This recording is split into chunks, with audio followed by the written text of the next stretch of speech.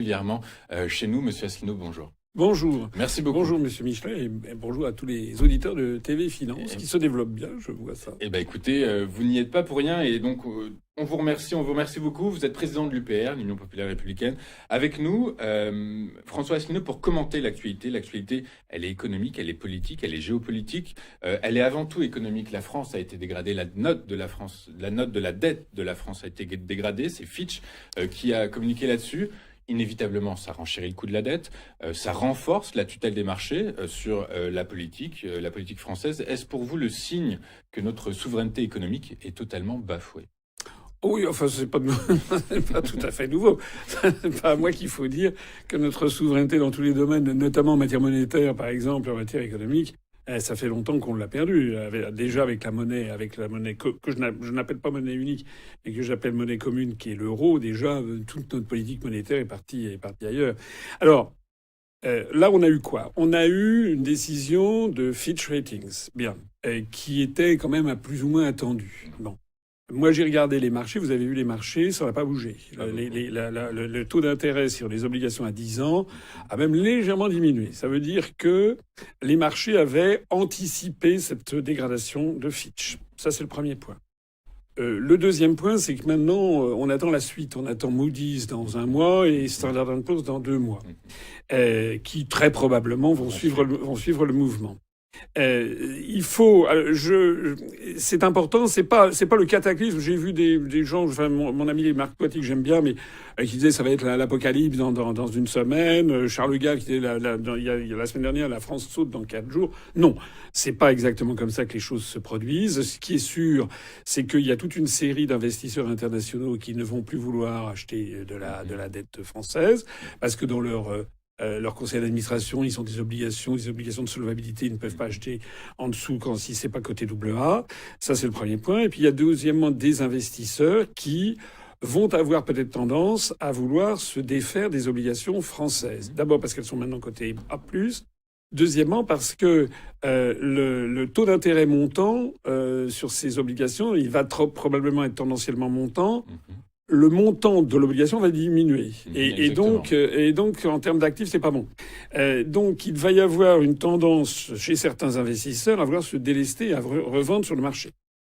Pas forcément tous, parce que ça dépend. Vous savez, vous avez parmi des investisseurs, il y en a qui sont, je sais pas moi, des assurances-vie.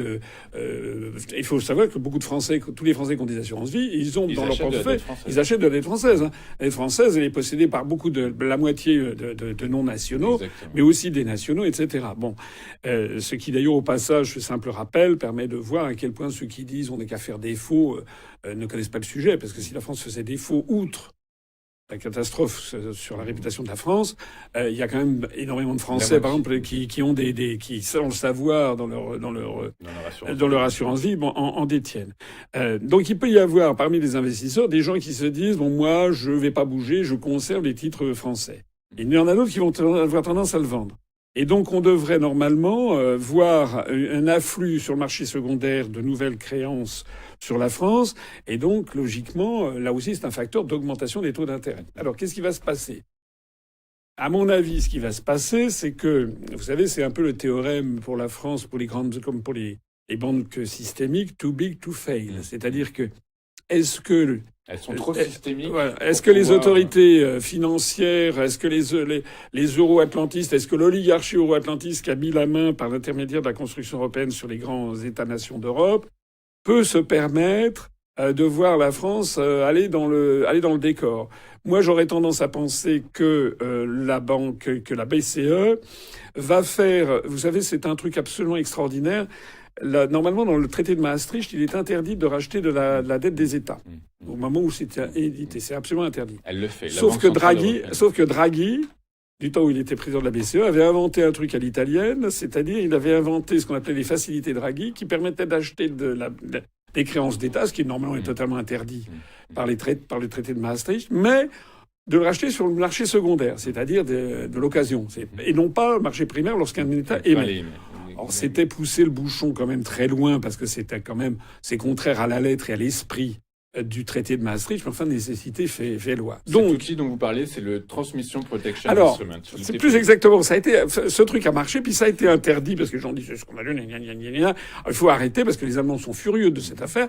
Donc, ça a été interdit, sauf que le besoin était toujours là, donc ils ont créé un nouveau truc qui s'appelle l'instrument de protection de la transmission, ce qui est, c'est dingue comme mot, et qui veut dire ça, voilà, qui veut dire ça, mais ça, c'est peu compréhensible par le grand public. C'est Bruxelles qui va acheter la dette non, française. C'est Francfort, c'est la BCE qui va, en tant que de besoin, si elle voit qu'il y a un afflux de vente de créances françaises, elle va en racheter pour éviter qu'il y ait le spread qui augmente. Exactement. Ce qu'on appelle le spread, c'est l'écart de taux entre le rendement à 10 ans allemand et le rendement à 10 ans français. Voilà, on parle aussi du spread italien, c'est voilà, pour éviter que ce spread, disons, il faut qu'il y ait... Donc actuellement, on est à 3,50.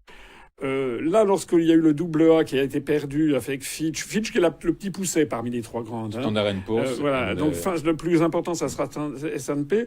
Mais bon, lorsque le double A a été perdu, on est passé de 3,50 à 3,49. Donc, c'était un peu le contraire de ce qu'avaient anticipé les gens.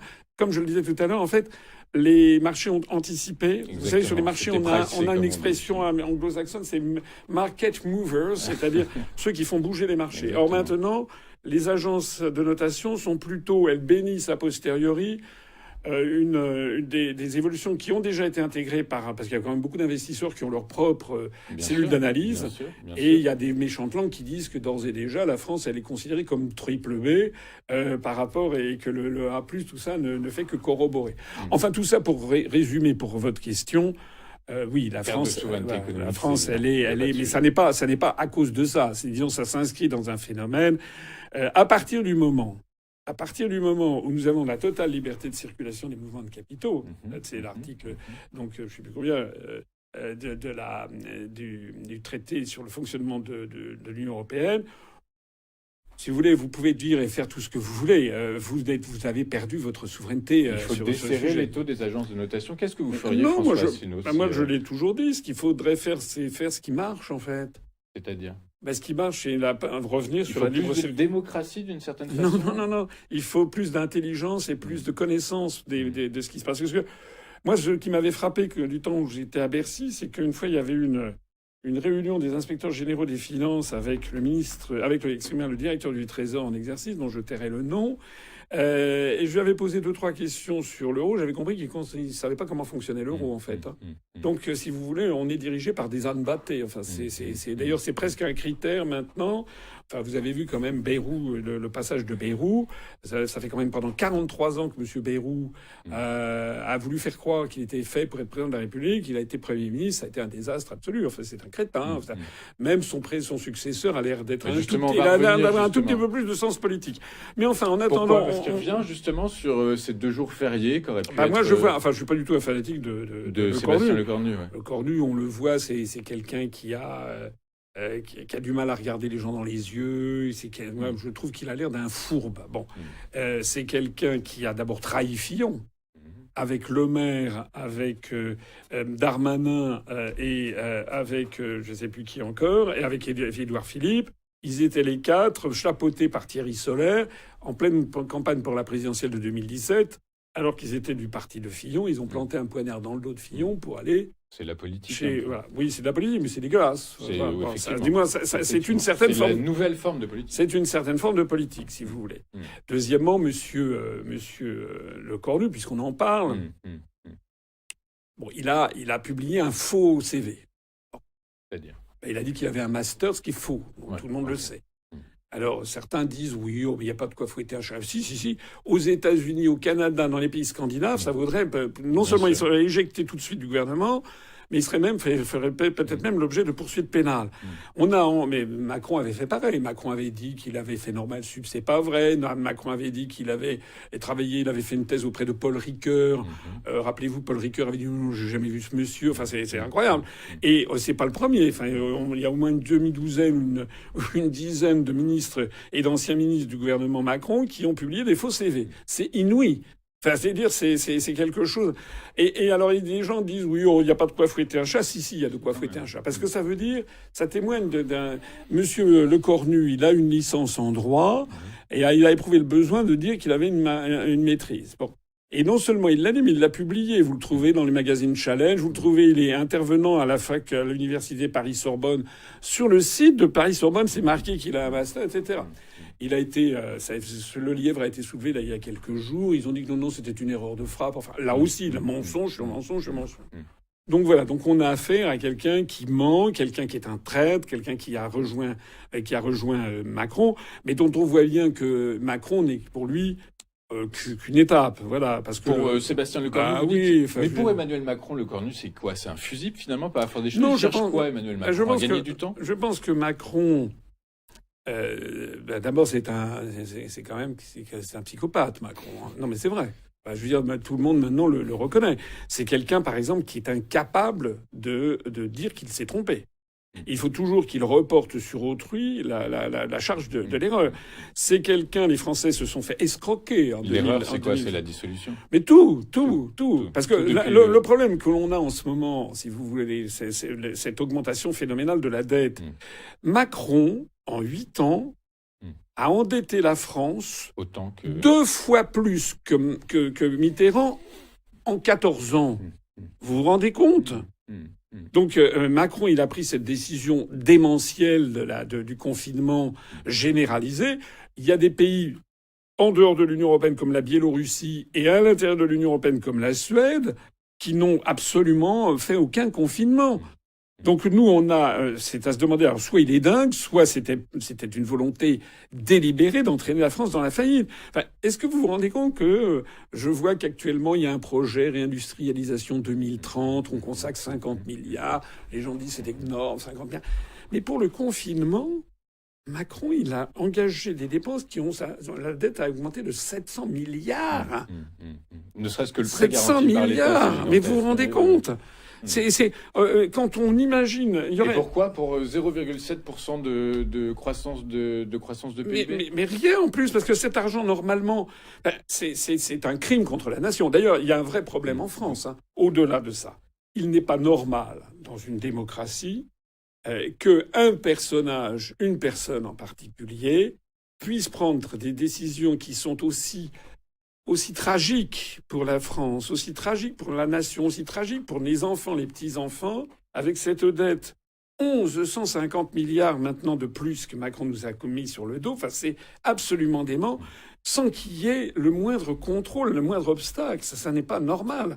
Il y a vraiment une faille fondamentale dans les institutions françaises qui consiste déjà sur la sélection du président, puisque... C'est-à-dire vous savez, moi j'aime bien la culture chinoise et dans les 36 stratagèmes, il y a, qui datent de l'époque Ming, il y a cette phrase extraordinaire qui dit que l'armée la mieux aguerrie a encore un point faible, le général qui est à sa tête.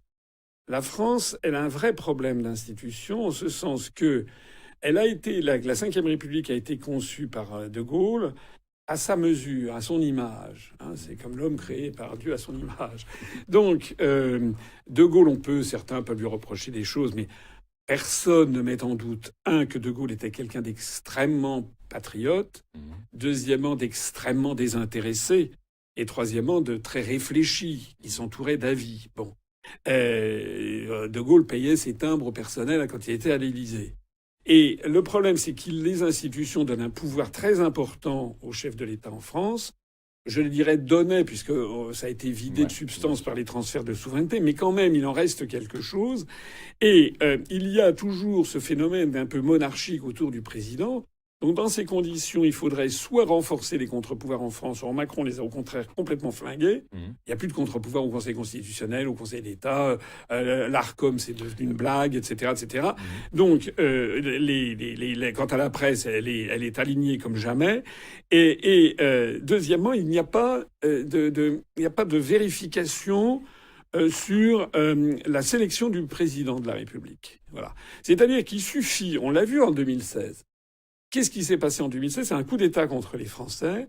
C'est-à-dire que des oligarques ont mis un pognon de dingue, comme dirait l'intéressé, pour faire croire aux Français que Macron, c'était le Mozart de la finance, le type, on n'avait jamais vu ça, un génie absolu. Bon, moi je le connaissais un petit peu. On est beaucoup à l'avoir.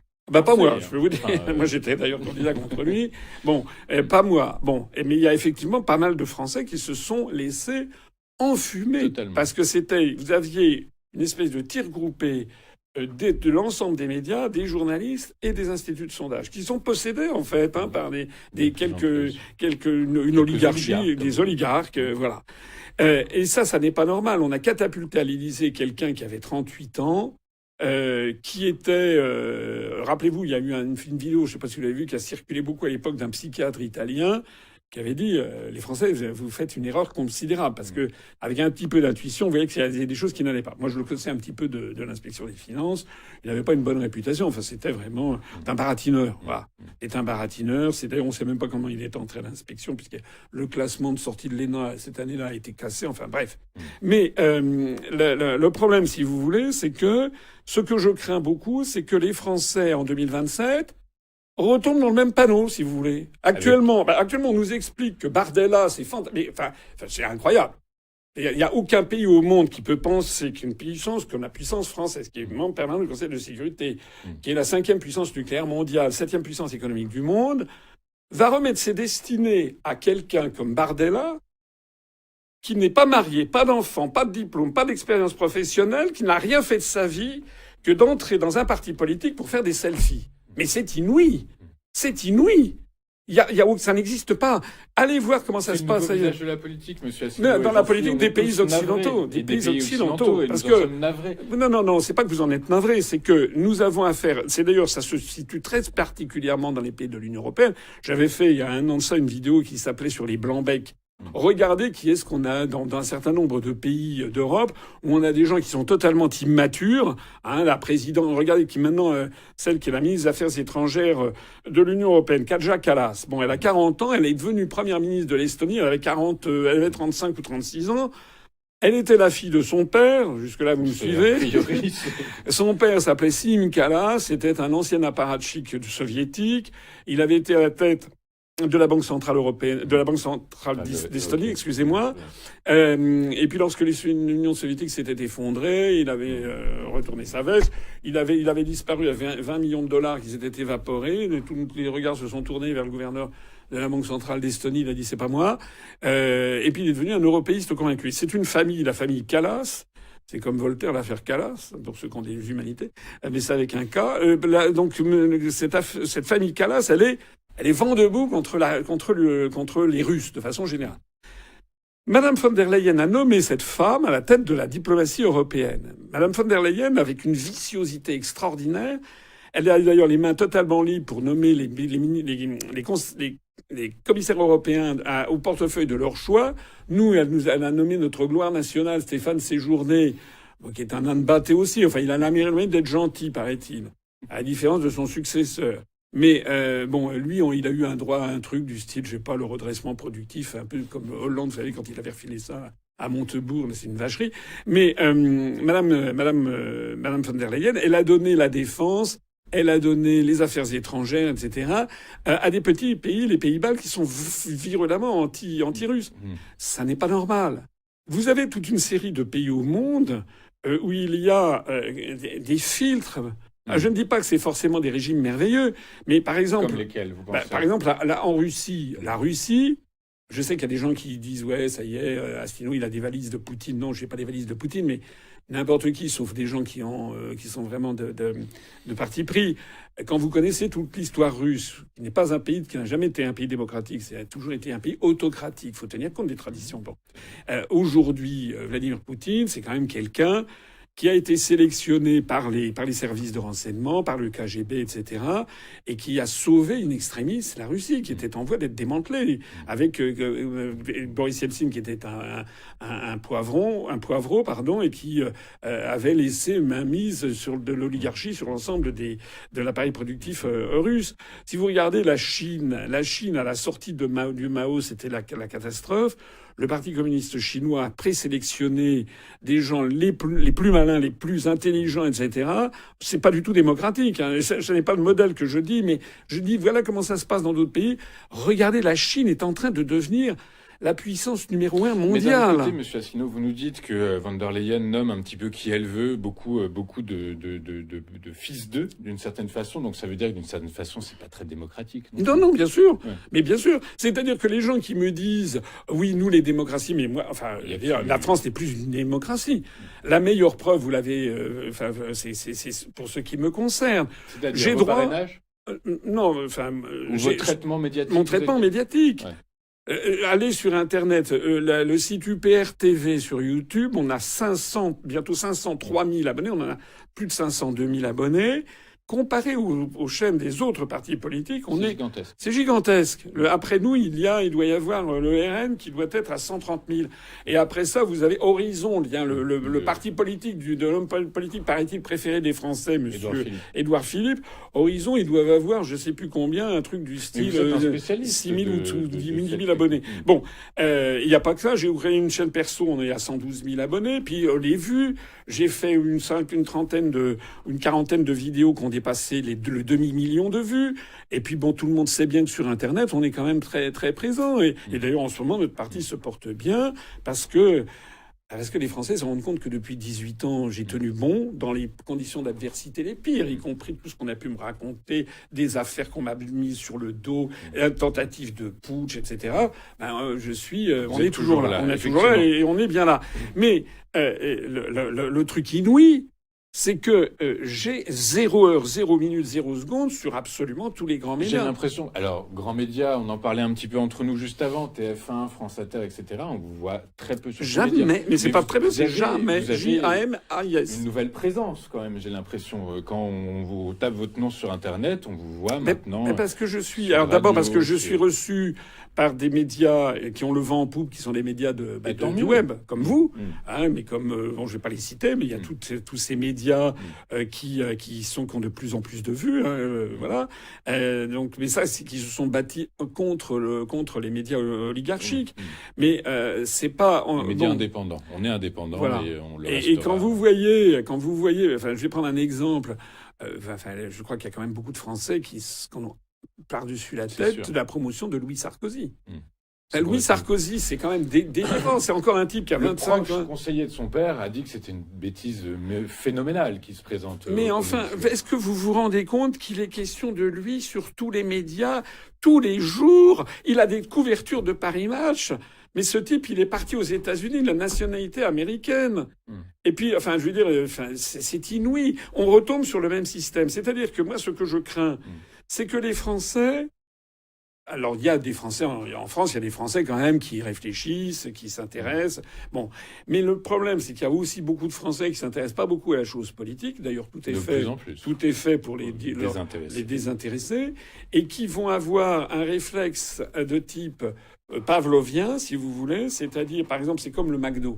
Tout le monde sait que le McDonald's, c'est dégueulasse. Mais tout le monde sait que ça fait grossir, ça donne des maladies cardiovasculaires, et ci et ça. C'est bourré de gras, il y a des conservateurs dans le pain, etc. C'est absolument dégueulasse. La viande, c'est un truc une espèce de purée. Enfin bon, tout le monde sait. Donc ça veut dire. Mais néanmoins, les gens, quand ils vont manger, parce qu'il y a les enfants, ah bah tiens, ils voient le M jaune, tac, et ils y vont. Donc c'est quoi, Bardella, c'est du McDo, en gros? Oui, c'est ça. C'est ça. C'est ça. Politique. Oui, c'est ça. Et face à ça, on aura, je ne sais pas, Attal, ou Édouard Philippe, à mon avis, il commence à faire un peu vieux schnock, parce que maintenant, de votre part, monsieur Asselineau. Non, mais je veux dire, je parle pas évidemment, je suis beaucoup plus âgé que lui, mais moi, j'ai une certaine fraîcheur, si vous voulez, tandis que lui, d'abord, il a des dossiers comme ça sur le dos, c'est quand même lui qui a été responsable, d'ailleurs, co-responsable avec Macron de l'endettement public. Hein. Deuxièmement, il a été responsable du Rivotril dans les EHPAD, il a été responsable du 80 km/h, il a été responsable de tas de trucs incroyables. Et maintenant, si vous voulez, il y en a eu d'autres derrière. Alors, on en est au 7e Premier ministre de Macron. Exactement. Alors, je ne pense pas que Castex qui finalement n'était pas forcément le plus mauvais de la bande, C'est possible. où Borne ait des ambitions présidentielles. pas Mais ce qu'on dit, Attal en a. Clairement. Mais pas pour tout de suite, pas pour 2027. Ouh, vous savez rien, vous n'en savez Ouais, rien. ouais. Barnier n'a peut-être pas dit son dernier mot, puisque là, il revient. Barnier, Il revient. C'est plutôt Paris qui l'intéresse. Comment? C'est plutôt Paris qui l'intéresse. Pour être député. Ouais. Et ensuite, pour avoir une légitimité. Politique, oui, il va essayer de voir. Et puis là, vous avez, à mon avis, il y en a un qui a fait triste mine avec la nomination de Le Cornu, c'est certainement Gabriel Attal. D'ailleurs, j'ai vu, il a aussitôt félicité en disant que c'est formidable. Comme c'est un univers où ils mentent toujours, ils disent le contraire de la vérité. Ça veut dire qu'en fait, il est très inquiet parce que Le Cornu, si vous voulez, tous ces gens, il faut bien comprendre que Macron, il est macronien. Attal, il est attaliste, et Le Cornu est le cornuiste, voilà. C'est-à-dire que la seule chose qui compte, c'est leur pomme. C'est Macaria. Et ils sont prêts d'ailleurs, et ça fait depuis des décennies que ça dure, on a des gens qui sont prêts pour atteindre c'est presque enfantin d'une certaine façon, c'est un peu comme un jeu de marelle. Pour devenir président de la République, ça a commencé d'ailleurs avec Chirac, ils sont prêts à approuver des politiques dont la conséquence ultime a été de vider de substance l'intérêt d'être président de la République. Voilà, c'est-à-dire qu'aujourd'hui, le président de la République, je ne dis pas qu'il est sans pouvoir, mais il a un pouvoir quand même très amoindri par rapport à ce que c'était du temps de Gaulle. Et ça, il faut le remettre en cause, ce pouvoir de l'Assemblée nationale, puisque finalement, c'est ce que vous sous-entendez probablement. Il faut le remettre en cause. L'Assemblée nationale a trop de pouvoir actuellement. Ah ben non, pas du tout. L'Assemblée nationale, le problème, si vous voulez, c'est qu'on a des députés qui ne font pas ce pourquoi ils sont élus. Qui ne députent pas. C'est quand même c'est absolument anormal. On a Monsieur Macron, le bilan de Macron, d'ailleurs, vous avez vu les sondages, moi je crois pas trop aux sondages, les sondages politiques qui sont très manipulés. Les sondages de popularité le sont un peu moins, je pense. Les sondages de popularité montrent que Macron est à 16%. Il n'a jamais été aussi impopulaire. Aussi impopulaire. Je me demande d'ailleurs où est-ce qu'il fait pour trouver les 16%. Alors c'est peut-être dans les EHPAD, c'est peut-être dans, je sais pas. Mais écoutez, citez-moi un grand succès de Macron en 8 ans. Je ne sais pas. Il y a un petit succès diplomatique, mais qui est extrêmement controversé, c'est sur l'affaire quand il a annoncé qu'il allait reconnaître l'État palestinien. Alors, c'est très controversé. L'Allemagne a suivi. L'Allemagne a tergiversé. Ils ont dit non. A priori, ils ont dit oui en début de semaine dernière.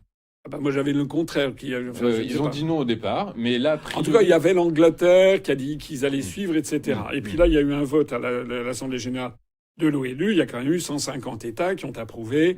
Voilà. Donc c'est le seul petit... On se demande d'ailleurs pourquoi. Quelle mouche l'a piqué. Et d'ailleurs, c'est très controversé en France, parce qu'en France, on a un lobby pro-israélien très important qui s'exprime 24 heures sur 24 sur CNews et qui draine quand même notamment une partie de la droite qui est devenue là-dedans. Moi, j'essaie de défendre d'ailleurs la position gaulliste et française traditionnelle, la position à deux États, on en parle puisqu'on en parle, voilà, et qui est une bonne solution du coup. C'est la solution qui correspond, au droit international public. J'ai dit que personnellement, il fallait reconnaître les deux États, il fallait reconnaître Jérusalem-Ouest comme capitale de l'État israélien. Je suis le seul responsable politique d'ailleurs à le dire, et Jérusalem-Est comme capitale de l'État palestinien, etc. Ça ne plaît pas, semble-t-il. C'est peut-être une des raisons pour lesquelles je suis totalement interdit sur CNews, je suppose, puisque sur CNews, c'est vraiment les porte-paroles de la politique de Netanyahou. Mais c'est pas ça la France. La France, elle n'a pas à s'aligner contre la politique de Netanyahou. Il y a d'ailleurs beaucoup de Juifs, y compris de Juifs en Israël, qui sont pas d'accord avec la politique de Netanyahou. Mais à part, pour terminer, revenir sur Macron, que je ne sais pas. Je ne sais pas le reste. En matière de diplomatie, c'est un désastre absolu. Et il a ruiné la réputation de la France un peu partout. On s'est fait jeter d'Afrique, il s'est fait, je sais pas, il y a eu on est ringard en Italie, ringard au Brésil, on est en guerre avec la Russie, on est ringard en Chine, il reste beaucoup de temps, il reste 2 ans. Voilà. Alors d'ici. Alors le problème, c'est que justement, Macron Vous savez que depuis le début de cette année, on a encore augmenté la dette publique française de plus de 100 milliards d'euros. Ça va continuer. Donc normalement, il y a 75% des Français qui veulent le départ de Macron. Normalement, il devrait y avoir une motion de destitution, qui d'ailleurs a déjà eu lieu une première fois. Vous suivez les idées d'LFI, du coup? C'est plutôt LFI qui suit les idées, parce que, sans vouloir me vanter, puisque sur notre site, on a publié en 2018 un dossier comme ça sur les motifs de destitution. Et à l'époque, les gens de LFI, quand on leur en parlait, se moquaient de moi en disant « mais ça ne passera jamais », etc. Je répondais « c'est pas parce que ça ne passera jamais qu'il faut pas le faire », puisque en politique, les choses font évoluer. Si vous voulez, si on devait poser des amendements aux lois que seuls ceux qui passent, l'opposition n'en déposerait jamais. Donc, finalement, LFI, à la fin dans le courant de l'année dernière, a fini par se rendre compte que ma position, ils ont quand même mis 6 ans à le comprendre, était la bonne. Ils ont lancé la destitution de Macron, et au moment où ça commençait à devenir intéressant, c'est-à-dire il devait y avoir un débat dans l'hémicycle, devant les caméras du monde entier, ça aurait été formidable. Le RN s'y est opposé. Donc le RN a sauvé Macron. Voilà. Et moi, je dis qu'actuellement, il y a 1000 raisons de destituer Macron.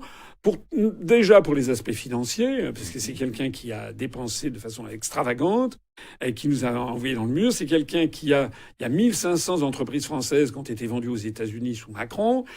C'est quelqu'un qui, par ailleurs, nous entraîne à la guerre contre la Russie, ce qui est complètement dément. Même des alliés théoriques de la France, je pense à l'Italie dans l'Union européenne, ont dit qu'ils ne veulent pas y aller.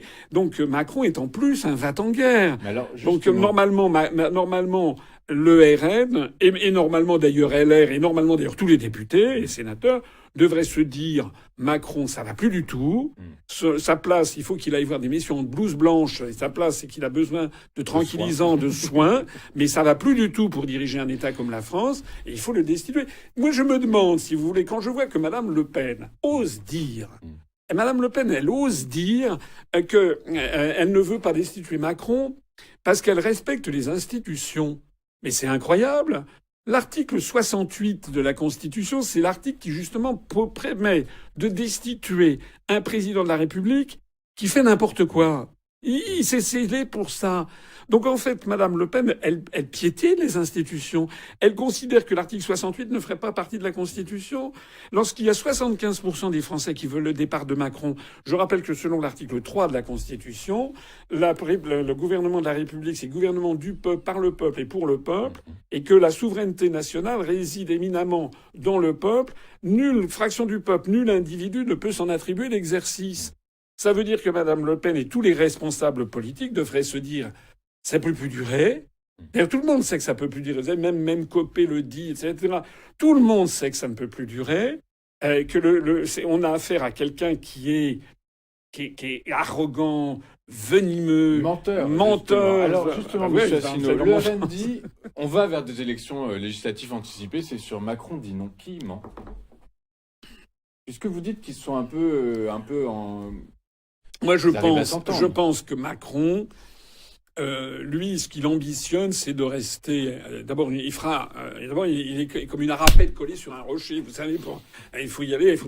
Donc, il ne voudra pas quitter l'Élysée, sauf s'il y est contraint et forcé.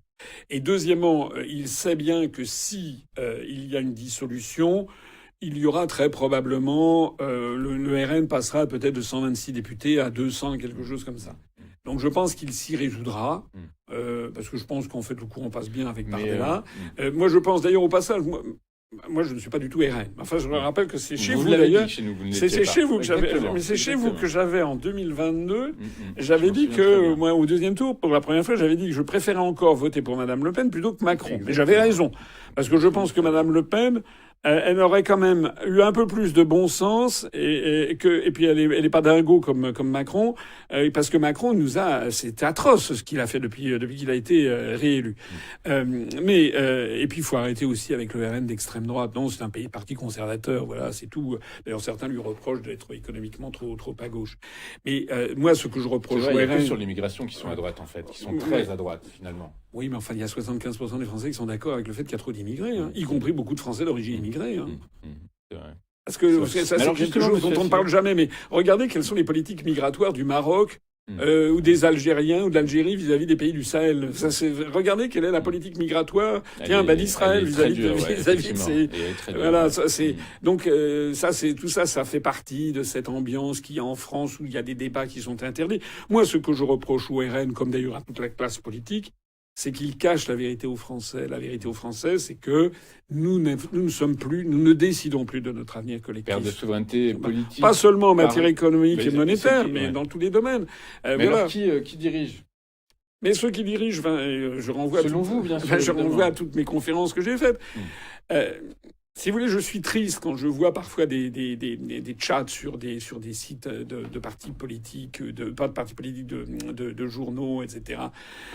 Mais très très souvent, les gens la grande majorité des Français n'a encore pas compris le rôle fondamental de l'Union européenne, de notre appartenance à lui. Ils ont toujours pas compris. C'est-à-dire? Là, je vois, par exemple, je vois qu'il y a Philippe de Villiers qui sort une pétition là sur l'immigration.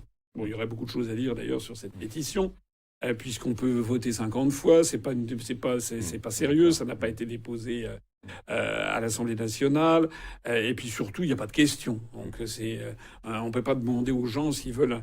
Mais enfin, ce qui est vrai, c'est qu'il y a quand même, ça correspond en tout cas à un sentiment des gens. Les gens voudraient s'exprimer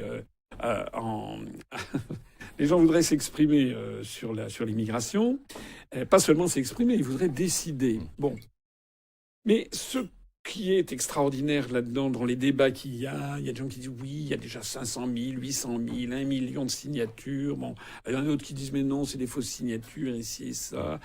Mais le problème numéro 1, c'est que la politique migratoire n'est plus décidée par la France. Ça remonte au traité d'Amsterdam, qui est entré en vigueur le 1er janvier 1999. Vous vous rendez compte? Ça fait 26 ans. Et moi, ce que je reproche au RN, comme à Zemmour, comme à Madame Maréchal, comme d'ailleurs à Retailleau, à LR, et comme j'ai vu que Wauquiez avait signé cette pétition, etc., comme d'ailleurs à la gauche, à l'extrême gauche, c'est que on a une classe politique, vous savez, qui... Comme dans les dessins de Tex Avery, vous savez, avec qui continue à courir après avoir franchi au-dessus d'une falaise. Il continue à courir 20-30 mètres. D'un seul coup, il se rend compte, et là, il tombe. C'est-à-dire qu'on est dans un état avec un discours politique en France qui est irréel, puisque on parle de débats sur lesquels les Français n'ont plus la main, sur lesquels leurs décideurs n'ont plus la main. Je l'ai dit et je le répète ici, parce que je ne sais pas si je l'avais déjà dit sur TV Finance, la politique migratoire est fixée par l'Union européenne depuis le traité d'Amsterdam. En vertu de cette politique, et d'ailleurs dans les traités européens, j'invite les gens qui me regardent à aller lire les articles 67, 77 et 78 du traité sur le fonctionnement de l'Union européenne s'ils ne me croient pas. D'après cette politique, et c'est mis en œuvre par le commissaire européen chargé de ces questions au sein de la Commission, qui était sous l'ancienne Commission, Madame Ylva Johansson, qui était une Suédoise. Elle avait dévoilé, elle avait dit, elle avait une autre politique, c'est de faire entrer en Union européenne 4 millions de nouveaux migrants par an. Le cabinet d'analyse technique Day by Day vous présente son nouveau service, One Trade for You. Pour être informé en temps réel des alertes Day by Day sur les produits de bourse, inscrivez-vous gratuitement sur www.daybyday.fr. Et si vous arrêtiez de courir après le bon timing? Investissez sereinement sur le long terme. L'abonnement DBDPEA s'adresse à celles et ceux qui veulent faire croître leur épargne sans passer leur journée devant les marchés. Une méthode unique signée Day by Day qui combine analyse fondamentale et technique. Chaque jour, recevez nos analyses long terme. Suivez un portefeuille modèle de 10 valeurs toujours à l'achat et comprenez chaque décision grâce à nos commentaires détaillés. Chaque mois, un rendez-vous en visio avec notre stratégiste pour faire le point et répondre à vos questions. Une rotation très lente, moins de stress, plus de régularité. Objectif, surperformer le CAC 40 avec moins de volatilité. Avec Day by Day, vous investissez pour demain, abonnez-vous à DBDPEA et laissez le temps faire son œuvre. C'est ça la vérité. Et une fois qu'ils sont, 1%, voilà, et une fois qu'ils sont entrés, ils peuvent s'installer où ils veulent, puisqu'après c'est la libre circulation. L'article 67 interdit tous les contrôles intérieurs aux frontières. Et évidemment, ils ont tendance à aller dans le pays le plus favorable en termes d'immigration contrôlée ou pas? Mais parce moi, vous êtes un bon économiste. Je suis pour appliquer. Vous savez que l'immigration, d'un point de vue purement économique, a du sens. Non, ça je ne suis pas d'accord. La balance, l'équilibre, je prends aucun parti, mais l'équilibre recettes-dépenses. Écoutez, plutôt ça on fait dire aux sur les chiffres. calculs de l'INSEE. Oui, mais bon, l'INSEE, vous savez, bon, on fait dire. C'est comme les gens qui disent on a besoin d'immigration parce que pour le pays, le problème c'est que le taux de chômage chez les immigrés est supérieur au taux de chômage chez les Français. Donc c'est tout ça, ça fait partie de ce genre de. Mais vous êtes pour une immigration plus contrôlée? Je suis démocrate. Je suis pour appliquer ce que veulent les Français. Et les Français. Il y a 75%, ils veulent qu'il n'y ait plus d'immigration. D'ailleurs, il y a un gros débat sur la question immigration légale ou illégale. Voilà. Or, ce que veut la Commission européenne, elle veut tarir l'immigration illégale au profit de la légale. Et Madame Meloni a complètement fumé d'ailleurs, y compris en France. Vous avez eu des gens comme le RN, Madame Maréchal, Monsieur Zemmour, qui se sont emballés lorsque Madame Meloni avait nommée présidente du Conseil. Dernièrement. Mais Madame Meloni, elle a effectivement lutté contre l'immigration illégale, mais le nombre d'immigrants légaux a augmenté plus vite que sous Draghi. Vous vous rendez compte? C'est très vrai. Et regardez, j'invite les Français parce que sur TV Finance, c'est quand même des gens qui s'intéressent à la finance, à la politique, des gens qui réfléchissent. C'est quand même CSP+, je pense, c'est-à-dire des gens qui ont des diplômes pour aller sur TV Finance. Je suis persuadé qu'il y a des gens qui peut-être devraient s'intéresser à ce que je dis. Allez regarder les discours de Bardella récemment. Bardella, il a dit qu'il était là pour lutter, qu'avec lui, il n'y aurait plus d'immigration illégale. Donc, pour favoriser la légale. Illégal. Et d'ailleurs, allez poser des questions à Zemmour, parce que je rappelle que Zemmour, Knafo, Marion Maréchal, etc., tous ces gens-là. Qu'est-ce que vous en pensez de Sarah Knafo? Elle est de plus en plus populaire, j'ai l'impression. Parce qu'elle est lancée considérablement. Elle est lancée par CNews, elle est lancée... Voilà. Parce qu'elle fait partie, si vous voulez, ce qui est très important. Vous pourriez réfléchir et éventuellement travailler avec elle? Mais elle ne veut pas sortir de l'UE. Et si vous voulez... On va revenir sur les prochaines échéances qui arrivent. Elles sont nombreuses. On ne sait même pas laquelle va arriver en premier. Écoutez, comment dire? Je suis ce qui ne doit pas arriver. Je suis excusez-moi cette comparaison un petit peu audacieuse, je suis un peu le Andreï Sakharov de la construction européenne. Andreï Sakharov, si vous savez, c'était cet académicien soviétique qui avait tous les honneurs. Voilà, il était comme moi quand j'étais inspecteur général des finances, et puis qui a un jour décidé il préférait la vérité au mensonge et que la construction du socialisme ça marchait pas. Voilà. Il a commencé à tenir des propos qui étaient anti. Et le résultat, c'est qu'il est tombé dans un cul de basse-fosse. C'est-à-dire qu'il il avait tous les honneurs, il a été écarté avec sa femme, il a été chassé de Moscou, on les a envoyés à cette ville qui s'appelait Gorky à l'époque, etc., etc. Et il a été martyrisé, en fait. Pas martyrisé violemment. Martyrisé en ce sens que, oui, enfin, pas seulement moi, mais tous les gens qui me font confiance. On est victime d'injustice inouïe. Enfin, ce que j'ai dit tout à l'heure, c'est-à-dire que de plus en plus de gens s'intéressent parce qu'ils voient que dans ce que je dis, il y a du contenu, etc. Dans une démocratie au sens normal du terme, je devrais être sur tous les plateaux de télé. D'autant plus que si vous m'invitez, c'est parce que vous savez que je fais des vues, que les gens se précipitent pour écouter. Donc on voit bien que on a tous ces... Enfin, est-ce que vous vous rendez compte que la France est un pays où on demande aux Français de payer des médias audiovisuels, notamment tout l'audiovisuel public, et de financer des journaux. Et avec cet argent, moi-même et les gens qui nous suivent, nous sommes des contribuables, on paye de l'argent pour se faire insulter dans les médias. On a eu l'affaire là entre comment il s'appelle, le grand et Patrick Cohen. Oui. Bon, qu'est-ce que moi j'ai ressorti des vidéos de Patrick Cohen qui avait dit en 2017 qu'il n'avait aucunement l'intention de m'inviter parce que ce que je disais, c'était n'importe quoi. Il vous a invité, non? Oui, il m'a invité une fois, justement, où je l'avais quand même un petit peu coincé, d'ailleurs. Mais si vous voulez, on a ce monsieur Patrick Cohen, mais il y en a d'autres, hein, et madame Delphine Ernotte, qui préside à tout ça, qui est à la tête de France Télévisions. Elle a décidé voilà, que, par exemple, sur les questions écologiques, elle ne donnerait plus la parole aux gens qui émettent des critiques, par exemple, sur le réchauffement climatique. Pour ça, c'est une vérité d'évangile. Il est impossible de discuter est-ce que oui ou non les éoliennes c'est bien ou mal, etc. Vous vous rendez compte? Ça veut dire qu'on est dans un nouveau Moyen-Âge. Parce que normalement, une démocratie, ce qui faisait la force des démocraties, c'était justement la confrontation libre des idées. Et ce qui a fait la force de l'Occident, la grandeur du monde occidental, qui fait qu'à partir de Henri le Navigateur, au début du XVe siècle, vous savez, c'était le roi de Portugal qui a suggéré à ses navigateurs d'aller de voir la ligne équinoxiale et ce qui se passait après. À l'époque, on croyait qu'on brûlait quand on se rapprochait de l'équateur qu'on appelait la ligne équinoxiale. Et donc il a dit non, allez voir, c'est comme ça qu'ils ont découvert le golfe de Guinée, le cap de Bonne-Espérance, etc. À partir de ce moment-là, jusqu'à la fin du XXe siècle, l'Occident, au sens large, l'Europe et puis son prolongement, les États-Unis, ont dominé la planète parce que c'était la faculté de douter. Ça a été la grande invention. C'est Descartes, en fait. Hein. C'est le doute méthodique. C'est-à-dire exercer sa raison contre tous les dogmes. C'est l'invention de l'esprit scientifique par Copernic et Galilée, ce qu'on a appelé la révolution copernico-galiléenne. C'est-à-dire que face à des faits, et face à des dogmes, les faits sont toujours supérieurs aux dogmes.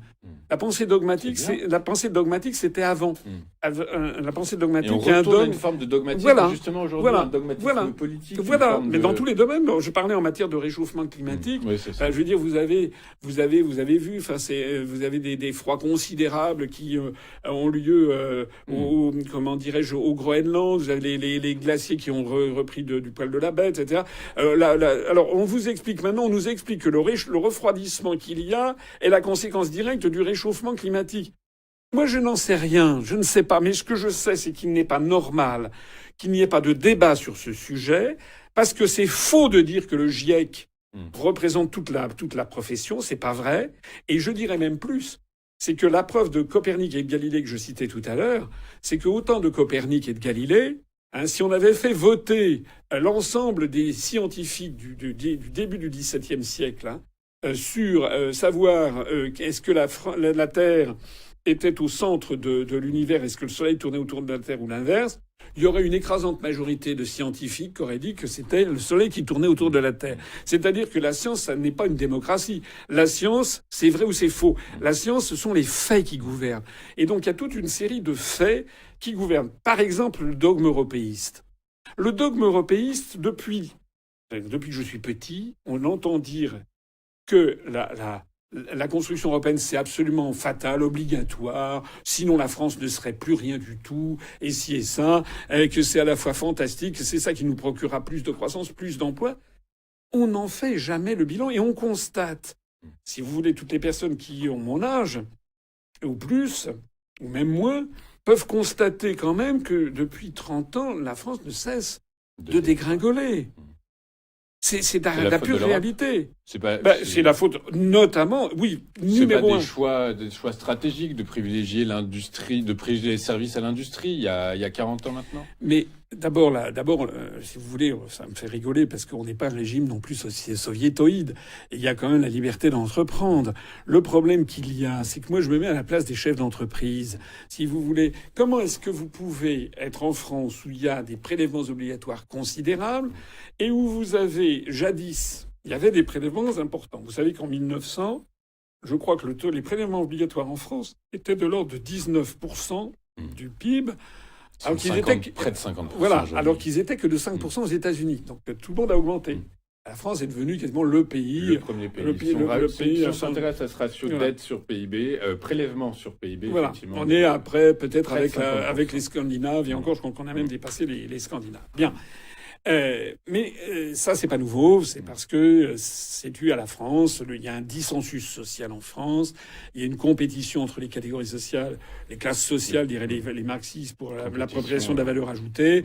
On n'a pas la même discipline que les Allemands. On n'a pas le même égalitarisme foncier que les sociétés scandinaves et vikings.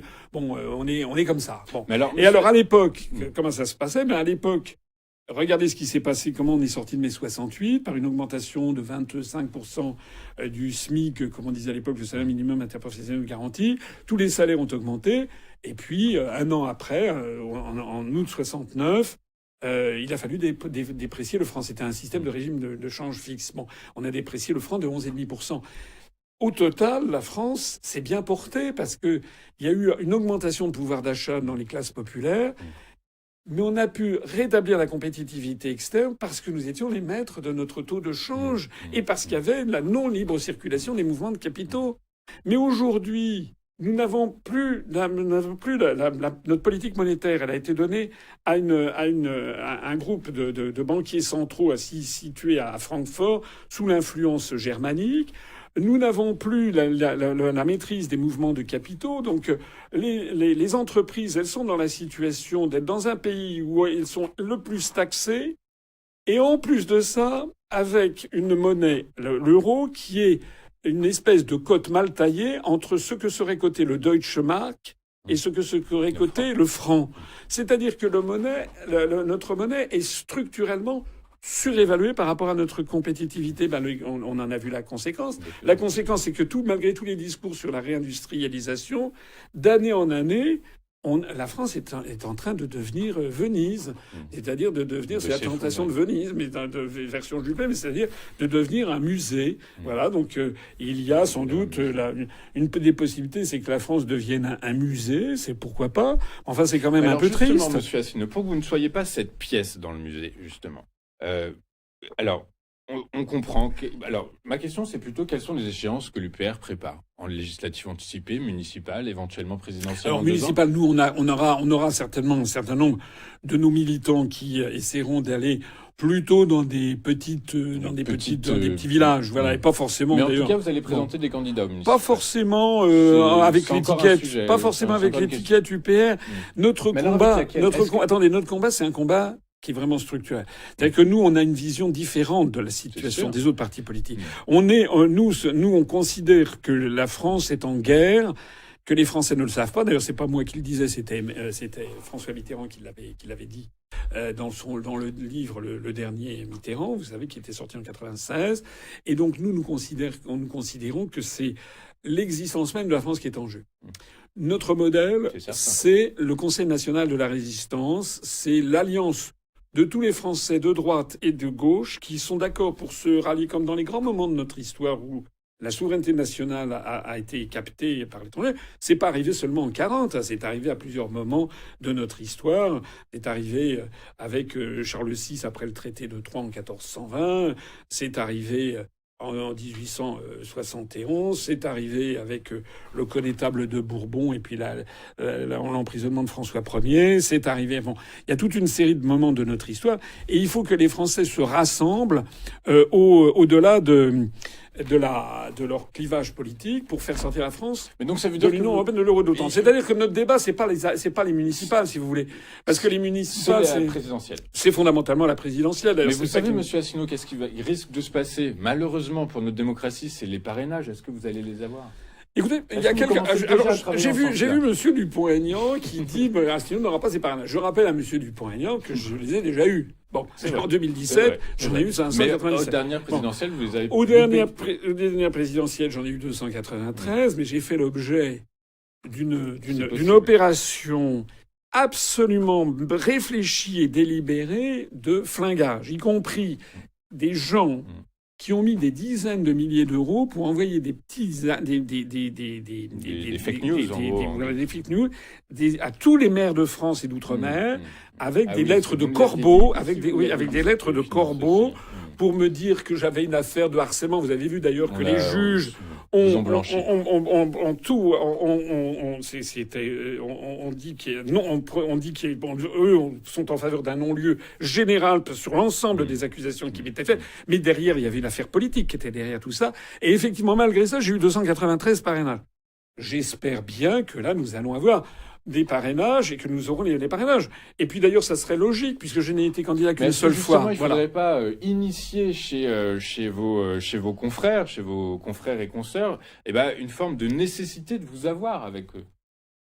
Et donc, par la force des choses, de montrer que votre popularité au cours des municipales et peut-être des législatives anticipées. Non mais je ne sais pas ce que vous voulez dire. Tout le monde est libre d'adhérer à l'UPR depuis 18 ans et demi. Il y a un plafond au-dessus de l'UPR, oui. Un plafond médiatique. C'est le plafond médiatique. C'est un plafond médiatique. Mais comment est-ce que vous pouvez aller au-dessus ? Nécessairement, j'ai l'impression que ça va passer par des alliances. Mais attendez, des alliances avec qui justement, je vous pose la question. Non mais on ne va pas faire... Attendez. C'est comme si vous me disiez... regardez, nous sommes en 1941. De Gaulle, il n'est jamais question de Gaulle, sauf pour lui cracher dessus. Dans Gringoire, dans Je suis partout, dans Paris, dans Paris, je sais pas quoi. Voilà, effectivement, De Gaulle ne pouvait s'exprimer qu'à la BBC de Londres. Bon, et c'est comme ce que vous me dites, c'est comme si vous disiez, bon, imaginez qu'il y ait une élection pour le chef d'État de l'État français en 1942, et si vous allez voir De Gaulle, il faudrait peut-être vous rapprocher de Pétain, là, finalement, pour franchir le plafond de verre. Non, je ne vais pas. Et quand je dis moi, c'est pas uniquement moi. C'est que nous avons, si vous voulez, il y a un truc qui est vraiment important à comprendre. Il y a énormément de Français qui n'en peuvent plus des mensonges de la politique. Voilà. Jadis, Jean-Marie Le Pen, avec lequel je n'étais pas d'accord sur toute une série de choses. Il tenait vraiment des propos racistes, antisémites, etc. Vous nous avez bien expliqué comment... Mais il avait quand même, par moments, c'était quand même un politique, c'est une bête politique, et il avait quand même parfois des bons mots. Il avait dit un truc que j'avais trouvé formidable. Il avait dit qu'il préférait être battu sur ses idées qu'être élu sur les idées des autres. Le RN maintenant, c'est ça. Le RN maintenant... Qu'est-ce qui sépare Le Pen et Bardella de Macron? Si vous y réfléchissez bien, rien. Bardella, il est allé déjeuner avec Zelensky. Il est en faveur de la guerre en Ukraine. D'ailleurs, c'est inquiétant de voir que Le Cornu, c'est l'ancien ministre des Armées. Et donc, moi, je crains beaucoup de ce que les embardés qu'on peut faire vis-à-vis de la Russie. Mais alors, qu'est-ce que vous feriez justement? Parce que l'OTAN commence un peu à se renforcer à l'Est. Alors, attendez, je termine peut-être mon propos. On en revient. Donc, on a affaire donc à un ORN qui est devenu, sur tous les sujets, les pour l'UE, pour l'euro, pour l'OTAN. Madame Knafo, qui est très très mise en valeur, qui a du talent d'ailleurs, mais avec Zemmour, ils sont pour l'UE, pour l'euro, pour l'OTAN. Moi, je soupçonne, peut me tromper, mais je me soupçonne qu'il y a en ce moment ça grenouille entre Philippe de Villiers, Zemmour, Wauquiez, etc. Et Wauquiez aussi. Wauquiez, il a dit qu'il était en faveur d'une alliance allant jusqu'à Madame Knafo. J'ai pas rêvé. Wauquiez, il a dit hier qu'il avait signé la fameuse pétition de Philippe de Villiers. Vous savez que Wauquiez fera tout son possible pour torpiller la candidature de Retailleau. C'est dans ce crocodile. Voilà, c'est ça. Donc il est tout à fait possible qu'il y ait une espèce de candidature qui émerge avec Wauquiez soutenu par Zemmour et Philippe de Villiers, à moins que ce soit Philippe de Villiers. J'y crois pas parce qu'il aura quand même 78 ans en 2027. Et puis il a été candidat Philippe de Villiers en 95. Donc c'était quand même, en 2027, ça fera un tiers de siècle. Mais je verrais bien éventuellement Philippe de Villiers, Zemmour, ou derrière Zemmour, et puis Wauquiez ralliant Zemmour, j'en suis pas certain. Mais ça grenouille. Moi, d'après toutes les informations. Ça grenouille sans vous, monsieur Asselineau. Mais tant mieux. C'est ce que vous voulez. Mais je n'ai pas envie de grenouiller. Je n'ai pas envie de grenouiller avec des grenouilles. Je n'ai pas envie de grenouiller avec des gens qui feraient la même politique. Mais alors, les Français, ils ont besoin, vous savez ce dont les Français, ils ont d'abord et avant tout besoin d'un responsable politique qui soit un roc dans l'océan. Et c'est ce que je fais depuis 18 ans, qu'il pleuve, qu'il vente, qu'il fasse beau, etc. Je dis toujours la même chose, je fais toujours les mêmes analyses, je les perfectionne, je les complète au fur et à mesure des événements, parce que ces analyses sont justes. Et je le disais tout à l'heure, ce beau proverbe égyptien qui dit le principal atout de la vérité, c'est qu'elle dure. Et moi, je vois, maintenant, j'ai vu qu'il y a une chronique de monsieur Nicolas Baverès, qui était quand même un ultra-libéral, ultra-européiste. J'avais eu à débattre avec lui il y a une dizaine d'années. Évidemment, j'étais l'abomination de la désolation. Voilà que maintenant, à son tour, il tape sur l'Union européenne. Il dit qu'il faut que les États reprennent. On voit bien que ça va plus du tout. On voit bien que ça marche plus. Je vois d'ailleurs que le RN va lancer une procédure de destitution, non pas de Macron, mais de von der Leyen. Et cette fois-ci, c'est LFI. Parce que ce que j'ai dit du RN, j'en ai autant sur LFI. LFI, au moment du vote contre von der Leyen, ils avaient tous poney. Ils avaient tous piscine ce jour-là. Ils se sont pas présentés. Donc, on a affaire à des partis politiques qui trahissent les Français. Eh bien, moi, je ne trahis pas. Je ne trahirai jamais parce que c'est peut-être parce que j'ai un quart de sang breton dans les veines et on dit que les Bretons sont têtus, j'en sais rien, mais je suis comme ça. Eh bien, je dis toujours la même chose et c'est très rassurant parce qu'avec moi, les gens, ils savent ce qu'ils auront et ils savent ce qu'ils auront pas. Voilà. C'est-à-dire que si je suis élu président de la République, on lancera la procédure de sortie de l'Union européenne. On fera pas un référendum. J'aurais été élu pour ça. On lancera la procédure. Vous êtes le candidat du Frexit, de toute façon. Mais bien sûr. Et en fait, Frexit, je l'ai dit depuis 18 ans et demi. Ce que je regrette, c'est qu'il y a des dizaines de responsables politiques qui ont créé un petit mouvement pour reprendre 90, 95, 98% de ce que je dis et s'établir à leur compte. Voilà. Justement, alors des alliances avec mais pourquoi ils attendez, pas la main, c'est à eux de vous tendre la main pour le coup. Mais c'est à eux de nous rallier. Bien sûr. C'est à eux de nous rallier, si vous voulez. On ne va pas si vous invitez sur un plateau l'auteur d'un roman et puis qu'il y a un plagiaire qui est dans la salle d'attente, vous dites est-ce que vous allez débattre? Non, on n'a pas envie de débattre avec son plagiaire. On a envie de débattre avec d'autres romanciers qui ont fait leur propre roman. Évidemment. Voilà, vous n'avez pas envie de débattre avec des gens qui vous ont tout piqué pour essayer de vous dire. Monsieur, bon, c'est tout. Monsieur Asselineau, sur le dossier ukrainien, donc l'OTAN se renforce à l'Est, là, en ce moment. C'est une très mauvaise stratégie. Si vous étiez président, vous l'avez dit. Si j'avais été élu en 2017, je peux vous dire que déjà, si j'avais été élu président en 2017, on n'aurait pas 150 milliards d'euros de dettes supplémentaires. Voilà. Et ce qui me permet de l'affirmer, c'est qu'il suffit de regarder comment chacun gère son propre parti politique. Moi, j'ai un parti politique que j'ai créé, l'UPR. Ça fait 18 ans. Nous avons, au bout de 18 ans, non seulement la chaîne de télé qui a le plus d'abonnés, les vidéos qui font le plus de vues, les événements qui confirment tout ce que je dis, mais de surcroît, nous avons très peu de salariés. On a beaucoup de bénévoles, on a quelques salariés. Nous n'avons aucun emprunt bancaire. Nous sommes en excédent.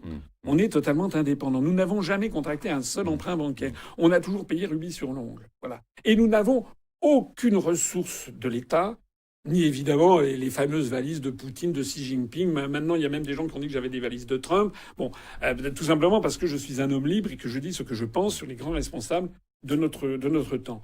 Donc ça me permet quand même d'acquérir un certain crédit en montrant que, d'ailleurs, dans ma vie personnelle, je me suis aussi, alors que j'ai démarré à zéro, je me suis fait aussi un petit patrimoine.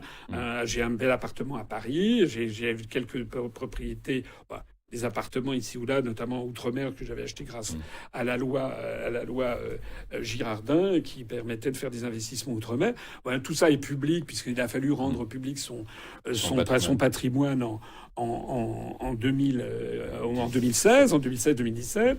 D'ailleurs, j'aimerais bien au passage que cette soif de transparence que l'on demande aux candidats à la présidence de la République, elle devrait aller plus loin pour le coup.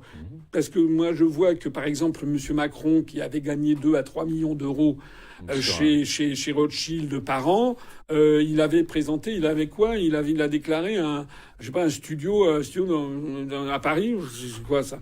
Donc ça n'a pas du tout. Beau studio, alors. Ça doit être, oui. Bon, bref. Et puis il faudrait demander d'autres choses. Moi, je serais favorable à ce que, par exemple, on demande au président de la République, enfin, au candidat à la présidence de la République, s'ils ont plusieurs nationalités. Ça me paraîtrait normal. C'est le cas? J'en sais rien. Mais ça serait normal de demander aux gens s'ils ont plusieurs nationalités. D'ailleurs, ça pourrait être le cas aussi pour des ministres. Ça serait normal. Je pense aussi qu'on pourrait demander aux gens est-ce qu'ils appartiennent à des sociétés de philosophie. Par exemple, est-ce qu'ils sont francs-maçons? C'est ça. En Suisse, c'est le cas. En Suisse, on demande aux élus. Et pourquoi je dis ça? Non, je ne suis pas franc-maçon. Mais ce que je sais, c'est que le Grand Orient, par exemple, donne instruction à ses membres d'être contre la construction européenne. Donc, c'est un rôle très important dans les choix politiques. Certain. Monsieur, comment s'appelle-t-il? Mélenchon. Alors, il paraît qu'il n'est plus au Grand Orient, mais enfin, tout le monde savait qu'il était au Grand Orient. Ses prises de position anti-Frexit, moi, à mon avis, elles étaient quand même contraintes par son appartenance. Voilà. Donc moi, je suis favorable à ça. Oui, parce que vous êtes totalement indépendant. Mais écoutez, pourquoi on ne devrait pas le dire? Mais c'est bien. D'ailleurs, regardez ce qui se passe. Regardez ce qui se passe d'ailleurs dans les médias français. Il n'y a que les journaux, notamment l'Express ou Le Point, ce qu'on appelle les marronniers, au mois de septembre-octobre, ça va venir, où ils font régulièrement des enquêtes sur le pouvoir des francs-maçons en France. Alors on apprend ici. C'est vrai. C'est sur toutes les chaînes. Mais dans la scène politique, si jamais vous dites ça, alors là, d'un seul coup, moi je ne suis pas du tout d'extrême droite, mais j'estime qu'il est tout à fait, parce qu'il y a une coloration extrême droite, mais non, c'est pas du tout d'être d'extrême droite que de dire, puisqu'on demande aux gens est-ce qu'ils ont un 2 pièces cuisine, c'est quand même beaucoup plus important de savoir est-ce qu'ils ont plusieurs nationalités. Madame Rachida Dati, je crois qu'elle est marocaine, puisque le Maroc n'autorise pas la perte de la nationalité. Je ne dis pas que ça doit être interdit. C'est pas bien ou mal. C'est que les Français sachent, puisque savoir, voilà, et que de la même façon qu'il devrait y avoir une enquête très précise sur les diplômes. Ça, on en revient. C'est pas normal. Ben oui, c'est pas normal que Monsieur Macron, il ait entretenu un flou artistique, et puis qu'après les journalistes, il y a 35 000 journalistes en France. C'est-à-dire, le fait que Macron ait truandé son CV en 2016, c'était un signal d'alarme général sur la personnalité que c'était. C'est un signal d'alarme. Vous voyez? Donc, puisque les Français ont une soif de transparence, voilà, eh bien, on met tout sur la table. On met également le patrimoine en matière d'action, le patrimoine immobilier, on le vérifie, on met des... voilà, c'est tout ça qu'il faut avoir. Alors, Monsieur Asselineau, vous dites, il faut tout mettre sur la table. J'ai une transition qui est toute faite. Il y a des tables rondes que vous allez organiser, vos universités d'automne, bientôt.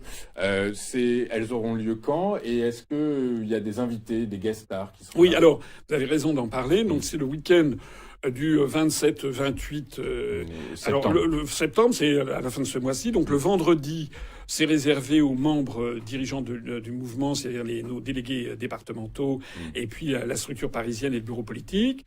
Donc ça, c'est en interne. Et justement, d'ailleurs, on va parler des mois à venir, on va fixer la stratégie. Et parce que je ne suis pas seul à tout décider dans cette histoire. Il y a des gens qui disent « Asselineau, il a un melon. » Non. Moi, je veux dire, il y a des gens qui ne veulent pas qu'on dévie de notre stratégie. Et puis il y a le samedi, et le samedi, on aura des tables rondes. Là, le matin, une table ronde sur la liberté d'expression en France. Voilà. Et l'après-midi, est-ce que l'Occident est en décadence et la France est-elle en voie de sous-développement?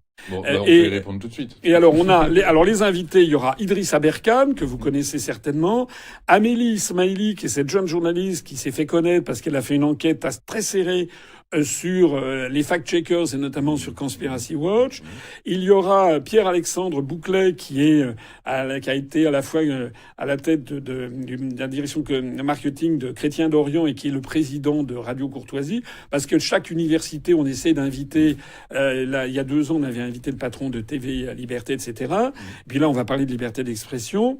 Il y aura John Logland, qui est un Britannique qui vit en France depuis des années, qui parle très très bien français, qui est vraiment le pur produit de l'intelligentsia britannique et qui est le père spirituel du Brexit. Il a écrit un livre qui a été traduit en France par je sais pas, sur les nations et qui s'appelait sur les sources pourries de la construction européenne.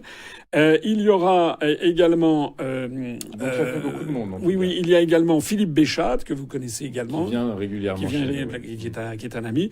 Et enfin, il y aura l'inconnu, mais que moi je connais, je l'ai jamais rencontré, mais lequel j'ai une très haute opinion, qui est David Cozandet, ça s'écrit COSANDEY, qui vit en Suisse, qui est à la fois un docteur en physique, je crois quantique, et qui travaille dans une banque où il fait des modèles mathématiques, et qui est surtout quelqu'un qui s'était fait connaître à la fin du XXe siècle en écrivant un livre, il a une 60aine d'années, un livre que j'ai personnellement trouvé génial, qui s'appelle Le secret de l'Occident, du miracle passé au marasme présent. Et c'est vraiment, et là on sera en plein dedans parce que pour parler justement d'indicateurs. Alors je signale à tout le monde que toutes les précisions sont sur le site upr.fr. On est déjà, je ne sais plus combien, mais il y a plusieurs jours, on avait déjà dépassé les 500 inscrits, donc on va avoir beaucoup de monde. Elles ont lieu où, vous savez? Alors ça se situe à côté de Hazel-Rideau. Ça se situe à Valère, c'est donc dans l'Indre-et-Loire. C'est dans un lieu très champêtre qui nous est entièrement dédié, où on a nos habitudes depuis maintenant. C'est toute la journée, tout le programme du samedi entier et du dimanche matin est sur le site. C'est ouvert à tout le monde. Il y a un petit droit d'entrée, bien entendu. On peut prendre ou ne pas prendre les repas. Et puis pour les gens que ça intéresse, et des gens, ils peuvent venir le samedi. diffusé sur Internet? Alors, il sera enregistré, mais ça sera ultérieurement. Okay. Mais c'est pas pareil que d'être sur place. Sur place, vous pouvez discuter avec tout le monde. Il y a les repas, pendant les repas. Et puis pas seulement moi, mais aussi nos invités. Les gens pourront parler avec Idriss Aberkan, avec Philippe Béchade, avec John Longland, etc.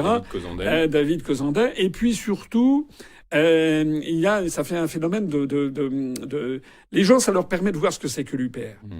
Ça leur permet de voir, on réhabilite vraiment la politique. C'est-à-dire que on n'est pas un parti qui fait des slogans, etc. On ne joue pas sur l'émotionnel. Vous savez, monsieur on va vraiment au fond des choses, comme le conseiller de Gaulle. Et tous les gens qui sont venus ont toujours, d'ailleurs, les invités qui viennent chez nous, très rares sont ceux qui appartiennent à l'UPR. Ce sont souvent des gens qui ne sont pas à l'UPR, mais qui sont tous repartis toujours en disant franchement bravo, on s'attendait pas à tel niveau. Mais vous êtes c'est rare, monsieur. Venez si vous voulez. Vous êtes mon invité. Voilà. Écoutez, je vais réfléchir. Mais monsieur Asselineau, vous êtes un de ces derniers hommes politiques qui a des connaissances, qui a du savoir, qui a c'est une vraie passion chez vous, la politique. Et pour ça, merci encore beaucoup de nous avoir choisi, monsieur Asselineau. Merci de m'avoir reçu. Et puis, donc, tous les auditeurs sont les bienvenus.